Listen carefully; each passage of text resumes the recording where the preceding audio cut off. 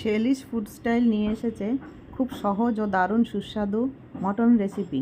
কিভাবে বানাবেন সেটাই আমি আজকে এই ভিডিওতে আপনাদের শেয়ার করব।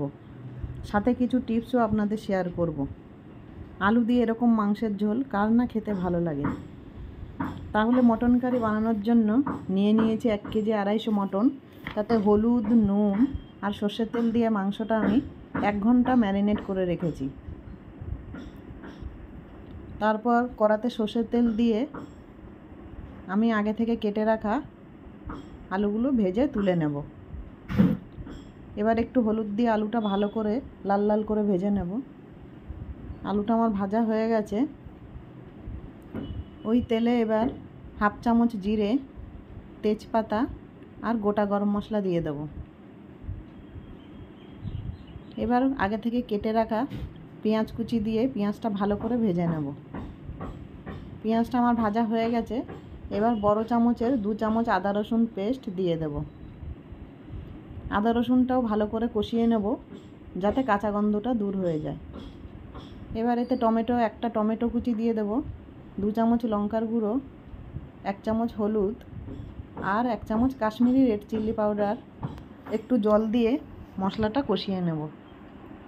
মশলাটা আমার কষানো হয়ে গেছে, মশলা থেকে তেল ছেড়ে দিয়েছে। এবার ম্যারিনেট করা মাংসটাও দিয়ে দেব।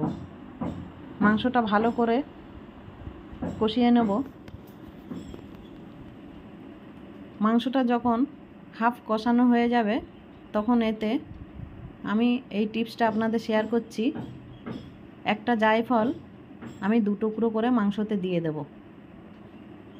আমি একটা রসুনও দিয়েছি আমার মায়ের জন্য। রসুনটা আপনারা চাইলে নাও দিতে পারেন। এবার ভেজে রাখা আলুটাও দিয়ে দেব। দিয়ে মাংসটা আরও কিছুক্ষণ নাড়াচাড়া করার পরে গরম জল দিয়ে দেব। গরম জল দিয়ে প্রায় 30 মিনিট মতো গরম জল দিয়ে ফুটিয়ে নেব। এবার ভাজা মশলাটা আমি দেখুন কি নিয়ে নিয়েছি। এটা আমি শুকনো খোলায় ভেজে গুঁড়ো করে নিয়েছি। মাংসটা আমার সেদ্ধ হয়ে গেছে। এবার ওই গরম মশলাটা দিয়ে মাংসটা আমি নামিয়ে নেব। জায়ফলের জন্য মাংসটা তাড়াতাড়ি সেদ্ধ হবে ও নরম থাকবে। এবার গরম গরম ভাতের সাথে আপনারা পরিবেশন করুন।